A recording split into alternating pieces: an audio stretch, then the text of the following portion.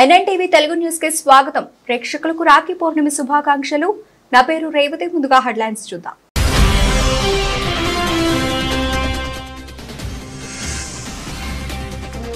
చిన్నారులతో రాఖీ వేడుకలు ఘనంగా జరుపుకున్న భారత ప్రధాని, సంతోషం వ్యక్తం చేసిన మోదీ.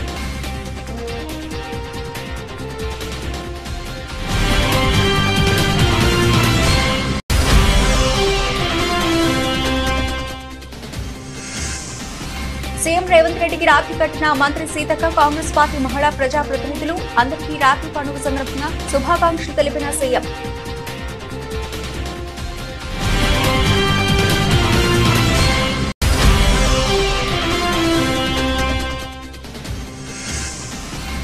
రాఖీ పర్వదినాన్ని పురస్కరించుకుని దేశవ్యాప్తంగా ఘనంగా రాఖీ వేడుకలు. ఏపీ సీఎం చంద్రబాబు రాఖీలు కట్టిన బ్రహ్మకుమారీలు.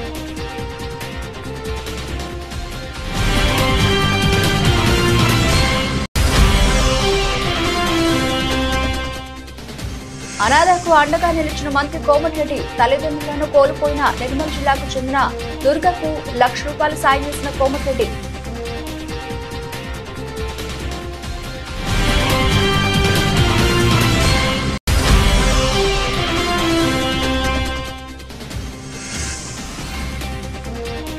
అండర్-19 ప్రపంచ కప్ షెడ్యూల్ విడుదల. 2025 జనవరి 18 నుంచి ప్రారంభం.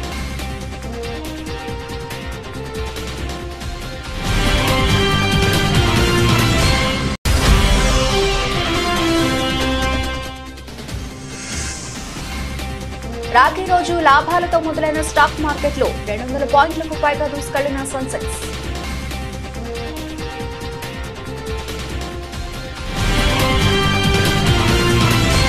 నేడు రాఖీ పౌర్ణమి సందర్భంగా పాఠశాల విద్యార్థులను కలిసి ప్రధానమంత్రి నరేంద్ర మోదీ రక్షాబంధన్ వేడుకలను ఘనంగా జరుపుకున్నారు. వారితో రాఖీ కట్టించుకుని సరదాగా టైం స్పెండ్ చేశారు.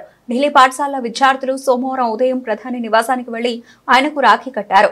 చిరునవ్వులు చిందిస్తూ చిన్నారులు ఎంతో ప్రేమతో మోదీకి రాఖీలు కట్టారు. మోదీ తన తల్లి వద్ద కూర్చొని ఉన్న ఫోటోతో ప్రత్యేకంగా తయారు చేసిన రాఖీని ఓ చిన్నారి ప్రధానికి కట్టింది. దీన్ని చూసిన ప్రధాని సంతోషం వ్యక్తం చేశారు. అనంతరం పిల్లలతో కొంతసేపు సరదాగా ముచ్చటించారు. రాఖీలు కట్టే సమయంలో ఆ విద్యార్థుల పేర్లు, క్లాస్ ఏంటో ప్రధాని అడిగి తెలుసుకున్నారు.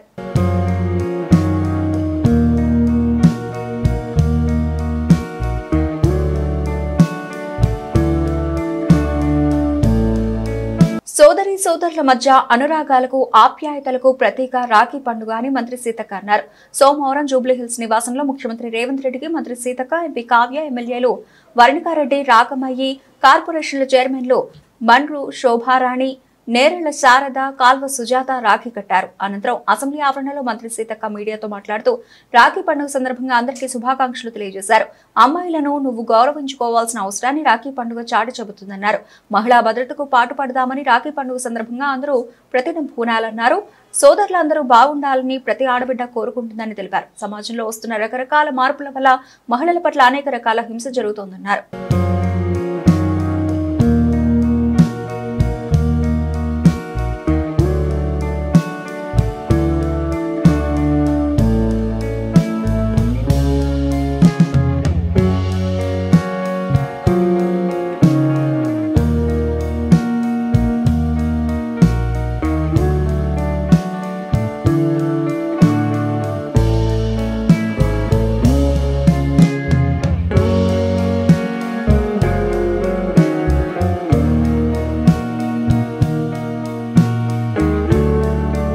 రాఖీ పర్వదినాన్ని పురస్కరించుకుని దేశవ్యాప్తంగా రాఖీ వేడుకలు ఘనంగా జరుగుతున్నాయి. తెలుగు రాష్ట్రాల్లో కూడా పలువురు మహిళలు తమ సోదరులకు రాఖీలు కట్టి స్వీట్లు తినిపించారు.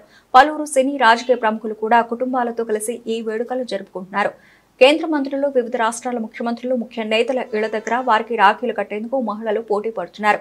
ఆంధ్రప్రదేశ్ రాష్ట్ర ముఖ్యమంత్రి, తెలుగుదేశం పార్టీ అధ్యక్షుడు చంద్రబాబు నాయుడు ఇంటి వద్దకు కూడా ఆయనకు రాఖీలు కట్టేందుకు పలువురు మహిళలు వచ్చారు. దాంతో ఉండవల్లిలోని చంద్రబాబు నివాసం సందడిగా మారింది. పలువురు మహిళా నేతలు, బ్రహ్మకుమారీలు ఆయనకు రాఖీలు కట్టారు. చంద్రబాబుకు మహిళలు రాఖీలు కడుతున్న దృశ్యాలను కింది వీడియోలో చూడొచ్చు. కాంగ్రెస్ సీనియర్ నేత సీనియర్ న్యాయవాది అభిషేక్ మను సింఘ్వి రాజ్యసభ అభ్యర్థిగా నామినేషన్ వేశారు. ఈ కార్యక్రమంలో Telangana CM Revanth Reddy, deputy CM Mallu Bhatti Vikramarka, మంత్రులు, ఎమ్మెల్యేలు, ఎమ్మెల్సీలు, ఎంపీలు, పార్టీ రాష్ట్ర వ్యవహారాల ఇన్ఛార్జ్ నీబాదాస్ మున్షి పాల్గొన్నారు. ఇటీవల జరిగిన సార్వత్రిక ఎన్నికల్లో రాజ్యసభ సభ్యులు పీయూష్ గోయల్, సర్బానంద సోనోవాల్, జ్యోతిరాదిత్య సింధియా, కామాఖ్య ప్రసాద్, వివేక్ ఠాకూర్, రాజ భోస్లే, బిప్లవ్ కుమార్ దేవ్, మీసా భారతి, దీపేంద్ర సింగ్ హుడా, కేసీ వేణుగోపాల్ లోక్సభకు ఎన్నికయ్యారు. దీంతో వారు తమ రాజ్యసభ సభ్యత్వాలకు రాజీనామా చేశారు. అదేవిధంగా ఒడిశాలో మమతా మహంతా, తెలంగాణలో కె కేశవరావు తమ పదవులకు పార్టీలకు రాజీనామాలు చేశారు. దాంతో దేశవ్యాప్తంగా మొత్తం 12 రాజ్యసభ స్థానాలకు ఖాళీలు ఏర్పడ్డాయి.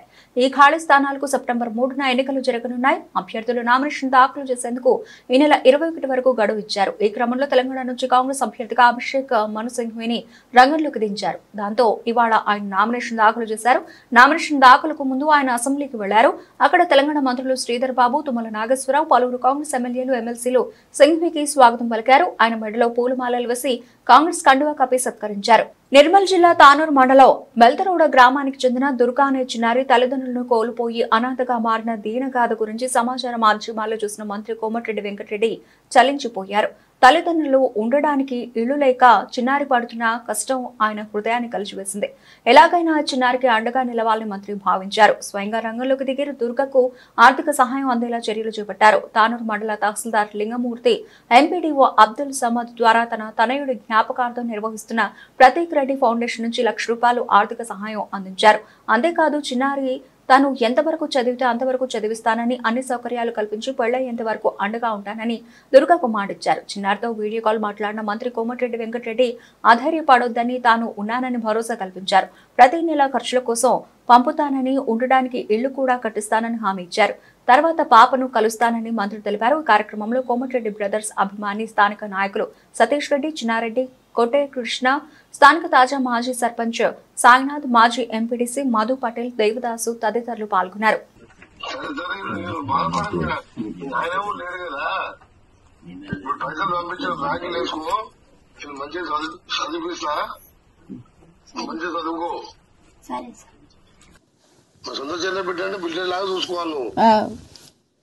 అన్న నమస్తే అన్న, చిన్నారెడ్డి మాట్లాడుతున్నా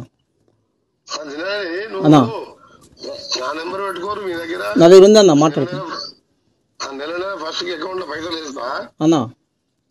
ఈ పైసలు ఈ అమ్మాయి ఫిక్స్డ్ డిపాజిట్ చేయరా, అమ్మాయి పేరు మీద అన్న పోస్ట్ ఆఫీస్ లో డిపాజిట్ చేయరి. ఓకే ఓకే కావాలంటే పిఏ నెంబర్ ఉన్న ఆయన దగ్గర సైజులు ఉందన్న. సైజులు ఫోన్ చేయాలి. మీకు ఎప్పుడు ఏం కావాలో చూసుకుంటాడు. 10th క్లాస్ దాకా అక్కడ చదివించి ఇంటర్మీడియట్ మంచి హాస్టల్ లేదా, మంచి హాస్టల్ లేదు. ఏ పొరపాటు ఎక్కడ నా బిడ్డను ఎట్లా చదివించాడు చదివిస్తాను. తెలంగాణ భవన్ లో రాఖీ పండుగ సంబరాలు ఘనంగా నిర్వహించారు. బీఆర్ఎస్ వర్కింగ్ ప్రెసిడెంట్ కేటీఆర్ కు మహిళా నేతలు రాఖీ కట్టారు. మాజీ మంత్రి సత్యవతి రాథోడ్, మాజీ ఎంపీ మాలోత్ కవిత, ఎమ్మెల్యే కోవా లక్ష్మి, మాజీ విప్ గొంగడి సునీత, ఇతర నేతలు కేటీఆర్ కు రాఖీ కట్టి హారతిచ్చారు. మాజీ మంత్రి సత్యవతి అక్షంతలు వేసి కేటీఆర్ ను ఆశీర్వదించారు.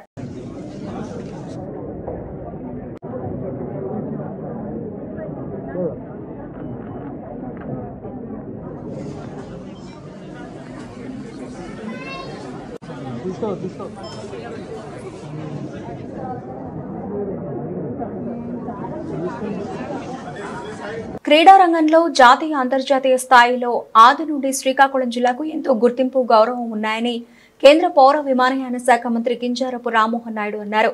సోమవారం శ్రీకాకుళం ప్రభుత్వ డిగ్రీ కళాశాల ఆవరణలో గత 2 రోజులుగా శ్రీకాకుళంలో జరుగుతున్న 11వ జూనియర్ అంతర్ జిల్లాల సాఫ్ట్ బాల్ పోటీలో విజేతలకు బహుమతులు ప్రదానం చేశారు. ఈ సందర్భంగా ఆయన మాట్లాడుతూ ప్రపంచ క్రీడా రంగంలో భారత్ అగ్రస్థానంలో ఉండడానికి కేంద్ర ప్రభుత్వం అమలు చేస్తున్న క్రీడా పాలసీ కారణమన్నారు. ఖేలో ఇండియా రాకతో క్రీడా రంగంలో విప్లవాత్మక మార్పులు వచ్చాయని అన్నారు. బడ్జెట్లో క్రీడలకు అగ్రతాంబూలం ఇస్తున్నామని అన్నారు. శ్రీకాకుళం రూరల్ మండలం పాత్రని వలస వద్ద 30 ఎకరాల్లో ఖేలో ఇండియా పథకంలో అన్ని రకాల క్రీడలను అభివృద్ధి చేస్తున్నామని, ఈ ప్రాజెక్ట్ రానున్న 2 ఏళ్లలో పూర్తి చేస్తామని హామీ ఇచ్చారు. ఆల్రెడీ కాస్త ప్రయత్నం చేశాం, కానీ ఈ రోజు ఉన్నటువంటి పొజిషన్ లో ఖచ్చితంగా సాధించాల్సినటువంటి బాధ్యత ఉంది. కాబట్టి దాన్ని మళ్ళీ పట్టుకొని అతి త్వరగా ఆ కార్యక్రమాన్ని చేకూర్చే బాధ్యత కూడా నేను తీసుకుంటానని ఈ సందర్భంగా తెలియజేసుకుంటూ, ఎప్పుడూ కూడా సొంత లబ్ధి కోసం కాకుండా క్రీడలకి ఏ రకంగా లబ్ధి జరుగుతుందనే ఆలోచనలు ఇలాంటి వేదికల దగ్గరికి వచ్చినప్పుడు క్రీడల పట్ల ఆసక్తి చూపిస్తున్నటువంటి పెద్దలందరూ కూడా మా దృష్టిలో వేస్తున్నారు అంటే ఎంత కమిట్మెంట్ తో వాళ్ళందరూ కూడా ఉన్నారు. నిజంగా నాకు గర్వం వస్తుంది. అంటే అందరికీ చాలా మందికి ఉన్నా సరే కొంతమంది రాలేరు, కొంతమంది పార్టిసిపేట్ చేయరు, కొంతమందికి అవకాశం రాదు. కానీ మీ అందరికీ కూడా వచ్చిందనంటే మీరు విజేతలే. మీరు ఫస్ట్ వస్తే విజేతలు కాదు, మీరు పార్టిసిపేట్ చేయడానికి ట్రై చేయాలి. మేము పార్టిసిపేట్ చేయాలి, మేము గేమ్స్ లో పాల్గొనాలి అని ఎప్పుడైతే ఒక ఆలోచనతో మీరు ఇక్కడికి వచ్చి ఈ 3 days కూడా పార్టిసిపేట్ చేశారో అప్పుడే మీరు విజేతలు అయ్యారు. కాబట్టి ఓటమిగా మీరెవ్వరు కూడా భావించొద్దు. మొదటి స్థానం రాలేదనంటే మళ్ళీ పార్టిసిపేట్ చేయండి. ఈ రోజు ఈ 3 రోజుల్లో మీరు నేర్చుకున్నటువంటి పాఠాలు ఏవైతే ఉన్నాయో దాన్ని మీరు సద్వినియోగం చేసుకొని నెక్స్ట్ టైం మళ్ళీ ఫస్ట్ వచ్చే విధంగా మీరందరూ కూడా పార్టిసిపేట్ చేసి భవిష్యత్తులో స్పోర్ట్స్ పట్ల ఎప్పుడు కూడా ఇదే ఆసక్తితో మీరందరూ కూడా రాణించాలని పిల్లలందరికీ కూడా ఈ సందర్భంగా తెలియజేసుకుంటున్నాను. మరొకసారి ఇంత బ్రహ్మాండంగా ప్యారిస్ లో 6 మెడల్స్ మనం సాధించుకున్నాం. సుమారు 71వ స్థానంలో భారతదేశం ఉంది. బాధ కలుగుతుంటుంది కొన్ని సందర్భాల్లో. ఇంత పెద్ద దేశం, ఇన్ని విశిష్టలు కలిగినటువంటి దేశం ఎందుకు మనం అంత స్థాయిలో మనం రాణించలేకపోతున్నాం అనేది జరుగుతుంటుంది. కానీ మనం దృష్టి పెట్టాల్సినటువంటిది ఒలింపిక్ లో ఎన్ని మెడల్స్ సాధించామన్నది కాదు, గ్రామ స్థాయి నుంచి క్రీడాకారులు ఏ రకంగా మనం ప్రోత్సహించి అక్కడికి పంపిస్తున్నాం అన్నది దాని మీద మనం దృష్టి పెట్టాల్సినటువంటి అవసరం ఉంది. దానికోసం రాజు గారు కూడా చెప్పారు, గెలిచిన తర్వాత వాళ్ళందరినీ కూడా ప్రోత్సహించే బదులు గ్రామీణ స్థాయిల నుంచి, మండల జిల్లా స్థాయిల నుంచి, ఏదైతే చిన్న స్థాయి నుంచి యువ క్రీడాకారులు ఎవరైతే క్రీడల పట్ల ఆసక్తి చూపించి ముందుకు వస్తున్నారో వాళ్ళకి సహకరించే పథకాలు చేయాలని నా వంతుగా ఈ రోజు ఒక స్థానంలో ఉన్నాను కాబట్టి మాటిస్తున్నాను. రాష్ట్ర కేంద్ర ప్రభుత్వాలతో మాట్లాడి గ్రౌండ్ లెవెల్ నుంచి కూడా క్రీడాకారుల్ని, క్రీడా వ్యవస్థని ప్రోత్సహించడానికి నా వంతుగా ఖచ్చితంగా నేను చర్యలు తీసుకుంటానని కూడా ఈ సందర్భంగా తెలియజేసుకుంటున్నాను. అలాగే మన జిల్లాలో కూడా క్రీడా వ్యవస్థని మరింత పొందుపరచాలని, మనకి ముఖ్యంగా ఉన్నటువంటి స్టేడియం అది ఎంతో కాలం నుంచి అదొక పోలవరం ప్రాజెక్టు లాగా గతంలో అయిపోయింది. మరి అది ఎట్టి పరిస్థితుల్లో పూర్తి చేయాలని చెప్పి కంకణం కట్టుకొని మరి నేను గాని అచ్చెన్నాయుడు గారు గాని మరి దీనికి ప్రత్యేకమైనటువంటి దృష్టి పెడుతున్నటువంటి గొండు శంకర్రావు గారు గాని ఈ రోజు ఎలక్షన్లు గెలిచి మళ్ళీ ప్రభుత్వాలు ఏర్పాటు చేసిన తర్వాత పెద్ద ఎత్తున ఆ స్టేడియం ని పూర్తి చేయాలని దృష్టి పెట్టి కాంట్రాక్టర్ ను కూడా పిలిపించి కలెక్టర్ గారికి కూడా నోడల్ పాయింట్ గా పెట్టి ప్రతి రోజు కూడా ఎంత మంది వర్కర్స్ అక్కడికి వెళ్లి పనిచేస్తున్నారు, ఎంత ప్రోగ్రెస్ వస్తుందని డైలీ మానిటరింగ్ తో మన జిల్లాలో జరిగే ఏకైక ప్రాజెక్టు మన స్టేడియం ప్రాజెక్ట్ అనేది కూడా తెలియజేస్తున్నాను. ఎందుకనంటే అది ఎట్టి పరిస్థితుల్లో పూర్తి చేసి దాని తాలూకా ఫెసిలిటీ. తెలంగాణ సీఎం రేవంత్ రెడ్డి ఇవాళ ఆసక్తికర వ్యాఖ్యలు చేశారు. ప్రభాస్ లేని బాహుబలిని ఊహించలేమని అన్నారు. బాహుబలి చిత్రం టాలీవుడ్, బాలీవుడ్ దాటి హాలీవుడ్ తో పోటీ పడగలిగిందంటే అందుకు కారణం ప్రభాస్ అని తెలిపారు. ఇవాళ హైదరాబాద్ లో క్షత్రియ సేవా సమితి నిర్వహించిన అభినందన సభకు సీఎం రేవంత్ రెడ్డి హాజరయ్యారు. క్షత్రియ సామాజిక వర్గానికి చెందిన ప్రభాస్ తెలుగు సినిమా వైభవాన్ని అంతర్జాతీయ స్థాయికి తీసుకెళ్లారని కొనియాడారు. రాజులు ఏ రంగంలోకి వచ్చినా రాణిస్తారని కృష్ణరాజు పేరు ప్రస్తావించకుండా తెలుగు సినీ పరిశ్రమ గురించి మాట్లాడలేమని అన్నారు. బాలీవుడ్ లో రాణించిన రామ్ గోపాల్ వర్మ తనకు మంచి మిత్రుడని తెలిపారు. నాకన్నా గొప్పవాళ్లు ఇవాళ ఈ వేదిక ముందు వినయంగా ఉన్నారు. క్షత్రియుల గొప్పతనం అదే. నమ్మకానికైనా విజయానికైనా క్షత్రియులు మారుపేరుగా నిలుస్తారు అని రేవంత్ రెడ్డి వివరించారు. అదే విధంగా ఈరోజు మా మిత్రులు నాగరాజు గారు కార్పొరేటర్ల గురించి అడిగినరు, శ్రీనివాస్ వర్మ గారేమో ఎమ్మెల్యేల గురించి అని. నాగరాజు గారు తెలివి కల్లోడు. ఇప్పుడు ఇమ్మీడియట్గా వచ్చేది కార్పొరేటర్ ఎన్నికలు కాబట్టి అవి ఇస్తే తర్వాత ఆటోమేటిక్ ఎమ్మెల్యే టికెట్లు అడగొచ్చు అని వారి ఆలోచన. ఎందుకంటే ఎమ్మెల్యే ఎన్నికలు చాలా దూరం ఉన్నాయి. ఇమ్మీడియట్గా సంవత్సరం తిరిగే లోపల కార్పొరేటర్ ఎన్నికలు ఉన్నాయి. తప్పకుండా చట్టసభలలో మీ ప్రాతినిధ్యం ఉండాలి అన్న ఆలోచన నాకు ఉంది. మీలో రాజకీయ చైతన్యంతో రాజకీయాలలో రాణించాలన్న ఆలోచన ఉన్న వాళ్ళను ఇప్పటి నుండే పార్టీలో ప్రోత్సహించండి. మొదట పార్టీలో పదవి ఇస్తాను, ఆ తర్వాత ఎన్నికల్లో టికెట్లు ఇస్తాను.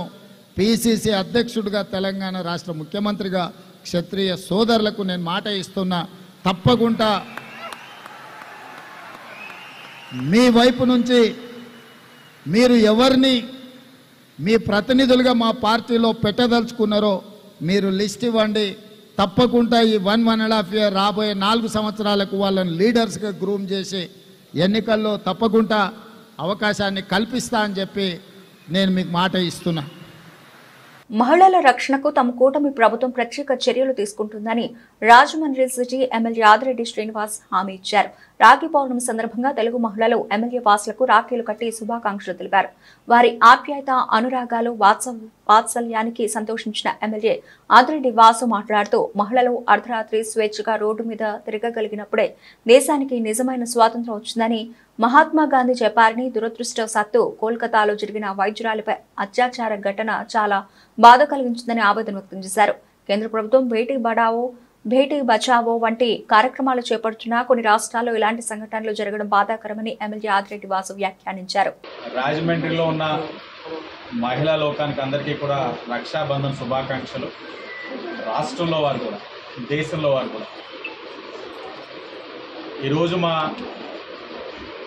ఇంటి ఆడపడుచులు తెలుగుదేశం, జనసేన పార్టీ పట్టుకొమ్మలైన మహిళలు అందరూ కూడా ఈరోజు వచ్చి రాఖీలు కట్టడం జరిగింది. చెయ్యి అంతా కూడా వారు కట్టేటప్పుడు వారి మనసులో ఉన్న ఒకే ఒక ఆలోచన, భావం ఏంటంటే వారి ఇంట్లో కూడా మహిళలు ఉన్నారు, మహిళలందరూ కూడా సురక్షితంగా, ఆనందంగా ఈ రాష్ట్రంలో ఉండాలన్నది వాళ్ళ తాలూకు ఆలోచన. గత 5 సంవత్సరాలు చూసాం మహిళల పట్ల గౌరవం లేకుండా, మహిళల పట్ల ఏ విధమైన బాధ్యత లేకుండా గత వైఎస్ఆర్సీపీ పార్టీ వారు ఏ విధంగా ప్రవర్తించారో చూసాం. ఇప్పుడు ప్రభుత్వం మారింది. మొన్ననే స్వాతంత్ర దినోత్సవం కూడా జరుపుకున్నాం. ఆనాడు కూడా అనేకమైన సందర్భాల్లోనే మనం ఒకటే చెప్పుకుంటా ఉన్నాం. బాపు గారు ఏదైతే కోరారో మహిళ క్షేమంగా రాత్రి ఎప్పుడైతే నడవగలుగుతాదో రోడ్డు మీద, అదే అసలైన స్వాతంత్రం. మనందరం చాలా గర్వంగా, గొప్పగా చెప్పుకున్నాం. కానీ వెంబటనే మనకు ఒక దురదృష్టమైన సంఘటన జరిగింది. అదే కోల్కతాలోని ఒక మెడికల్ కాలేజ్లో డాక్టర్ పైన అత్యాచారం, తదుపరి ఆవిడ్ని దారుణంగా చంపివేయడం చాలా కలత వేసింది. ఏంటి, ఓ పక్కన కేంద్రమేమో బేటీ బచావో బేటీ పడావో అంటా ఉంది, ఓ పక్కన ఇలాంటి దురదృష్టకరమైన సంఘటనలు జరుగుతూ ఉంటే ఏంటి, ఏం సందేశం ఇవ్వబోతా ఉంది? ఇలాంటివి చూస్తూ ఉన్నప్పుడు ఇళ్లలో తల్లులకి అయ్యో ఆడపిల్లని ఎందుకు కన్నాను రా బాబు అనే ఒక బాధ కూడా ఉంటా ఉంది, ఒక అభద్రతా భావం కూడా ఉంటా ఉంది. అలాంటి పరిస్థితులు ఈ దేశంలో ఉండకూడదు. మార్పు రావాలి. ఆ మార్పు మన ఇంటి నుంచే మొదలవ్వాలి. మన ఇంటిలో ఎప్పుడైతే ఒక తల్లిని, లేకపోతే తనతోటి ఉన్న తోబట్టుని మహిళని గౌరవించడం ఇంట్లోనే నేర్పిస్తే మగవాడిలోని ఆలోచన విధానాలు మారుతాయి. అది మన ఇంటి నుంచే ప్రారంభం కావాలి. ప్రతి మహిళని గౌరవంగా చూడాలి. తన తల్లిని గౌరవిస్తే సరిపోదు. ప్రతి మహిళలో కూడా ఒక తల్లిని, ఒక అక్కని, చెల్లిని చూసి గౌరవించే విధానం ప్రతి మగవారిలో కూడా రావాలి. ఈ రక్షాబంధం రోజైనా మనందరం కూడా ఒక ప్లెడ్జ్ తీసుకుందాం. మహిళల్ని సురక్షితంగా ఉండే విధంగా అందరం కూడా తన వంతు కృషి చేయాలని చెప్పి అందరం కూడా ఒక శపథం తీసుకొని ముందుకు సాగాలని. ఈ రాఖీలు కట్టడం అన్నది వారికి ఆనందం కలిగిన నాకు బాధ్యత. ఈ నగరంలోని ఇప్పటికే మీ భద్రత మా బాధ్యత అనే కార్యక్రమంతో చేస్తా ఉన్నాం. బీఆర్ఎస్ నేత సిద్దిపేట ఎమ్మెల్యే హరీష్ రావు నివాసంలో ఘనంగా రాఖీ పౌర్ణమి వేడుకలు నిర్వహించారు. పార్టీ మహిళా నేతలు హరీష్ రావుకు రాఖీలు కట్టి శుభాకాంక్షలు తెలిపారు. రాఖీలు కట్టిన సోదరీమణులకు ధన్యవాదాలు తెలిపారు. అనంతరం మాట్లాడుతూ అన్నచెల్లెల బంధానికి ప్రతీక రాఖీ పండుగ అని తెలిపారు. పండుగను అందరూ ప్రేమాభిమానులతో జరుపుకోవాలని ఆకాంక్షించారు. మహిళల శ్రేయస్సు, భద్రత కోసం కృషి చేస్తానన్నారు. రాష్ట్ర ప్రజలందరికీ పండుగ శుభాకాంక్షలు తెలిపారు.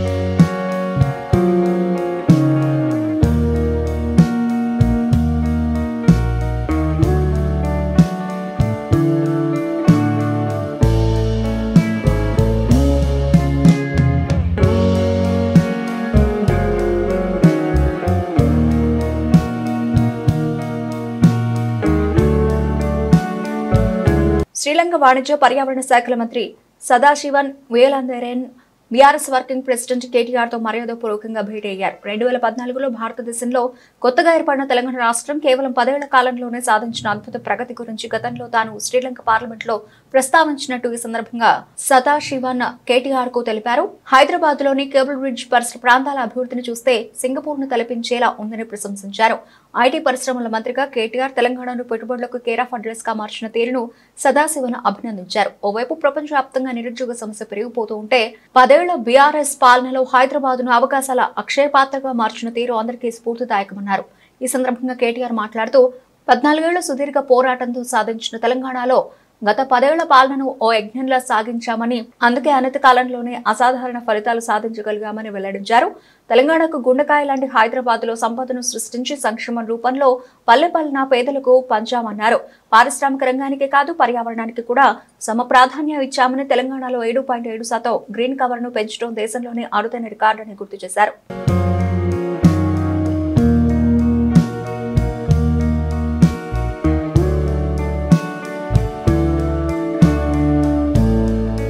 వారం రోజులుగా హైడ్రా అధికారులు గండిపేట చెరువు సమీపంలోని ఖానాపూర్ గ్రామ రెవెన్యూ పరిధిలో పర్యటించి దాదాపు 10 అక్రమ నిర్మాణాలు గుర్తించారు. నిర్మాణదారులకు ముందస్తుగా నోటీసులు జారీ చేసినా వారి నుంచి నిర్దేశించిన సమయంలో ఎలాంటి సమాధానం రాకపోవడంతో 2 అక్రమ నిర్మాణాలను నేలమట్టం చేసినట్లు అధికారులు వెల్లడించారు. గండిపేట జలాశయం FTL చిలుకూరు అప్పోజిగూడ గ్రామ పంచాయతీ రెవెన్యూను ఆనుకొని ఉంటుంది.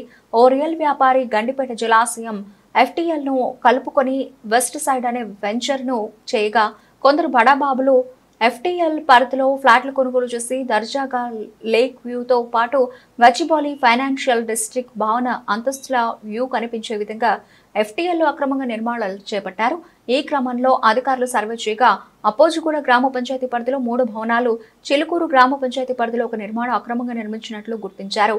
అధికారులు పూర్తి స్థాయిలో నివేదికను హైడ్రాకు నివేదించారు. ఈ క్రమంలో హైడ్రా ఆదివారం FTL పరిధిలో అక్రమ నిర్మాణాల కూల్చివేతలకు శ్రీకారం చుట్టింది. హైడ్రా అధికారులు మల్లికార్జున్ చరణ్ తో పాటు HMSSB DGM నరహరి, జలమండలి విజిలెన్స్ అధికారి లక్ష్మీరెడ్డి, స్థానిక CI పవన్ కుమార్ రెడ్డి భారీగా పోలీసు బలగాలతో కూల్చివేతలకు వచ్చారు. కాకినాడ జిల్లా జగ్గంపేట మండలం గురప్పాలెం రోడ్లో అక్రమంగా సారా బట్టి నిర్వహిస్తున్నట్టు జగ్గంపేట SIT రఘునాథరావుకి వచ్చిన సమాచారం మేరకు సోమవారం ఉదయం SI తన సిబ్బందితో దాడులు నిర్వహించారు. సారా తయారు చేస్తున్న భట్టీపై దాడి చేసి 30 లీటర్ల లైవ్ సారాను స్వాధీనం చేసుకున్నారు. అదేవిధంగా 12 గ్రాములలో నిల్వ ఉంచిన బెల్లపు ఊటను ధ్వంసం చేశారు.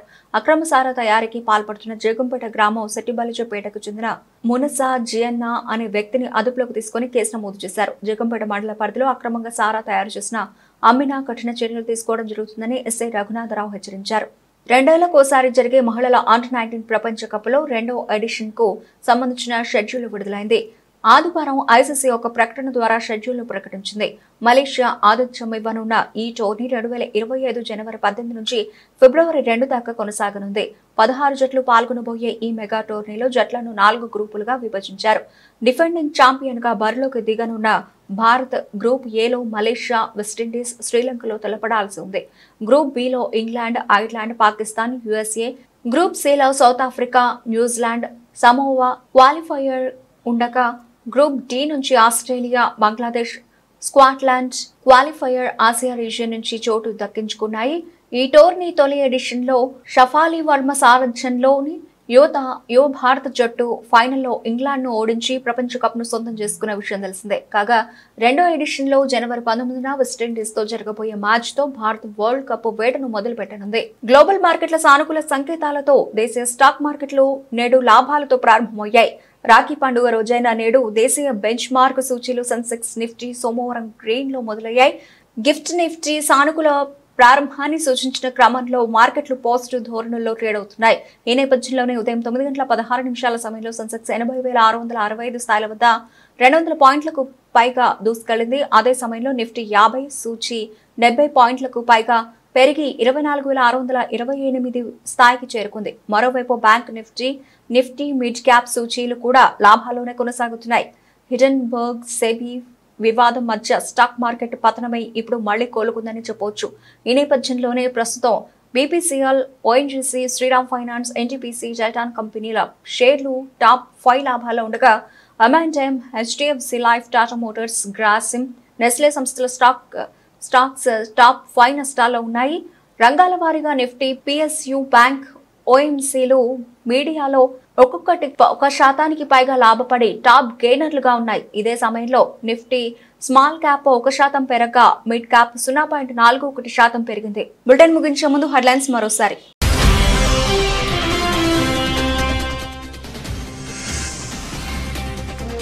చిన్నారులతో రాఖీ వేడుకలు ఘనంగా జరుపుకున్న భారత ప్రధాని, సంతోషం వ్యక్తం చేసిన మోదీ.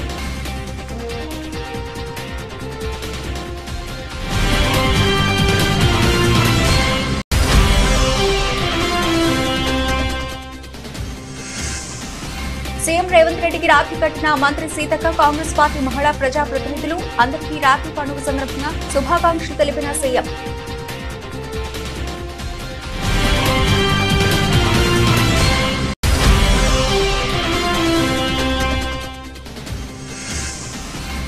రాఖీ పర్వదినాన్ని పురస్కరించుకుని దేశవ్యాప్తంగా ఘనంగా రాఖీ వేడుకలు. ఏపీ సీఎం చంద్రబాబు రాఖీలు కట్టిన బ్రహ్మకుమారీలు.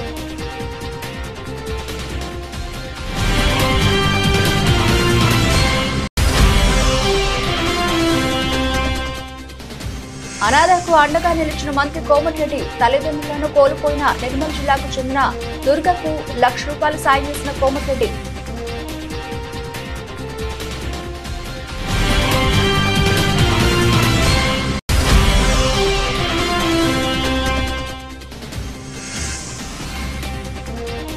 అండర్-19 ప్రపంచ కప్ షెడ్యూల్ విడుదల. 2025 జనవరి 18 నుంచి ప్రారంభం.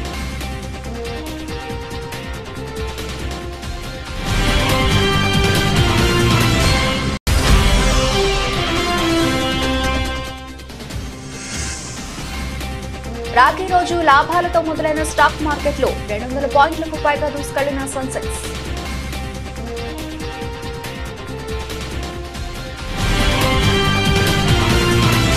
ఇవి ఇప్పటివరకు నవలసిన అప్డేట్స్. మరిన్ని అప్డేట్స్ తో మళ్ళీ కలుద్దాం. అంతవరకు సెలవు. నమస్తే.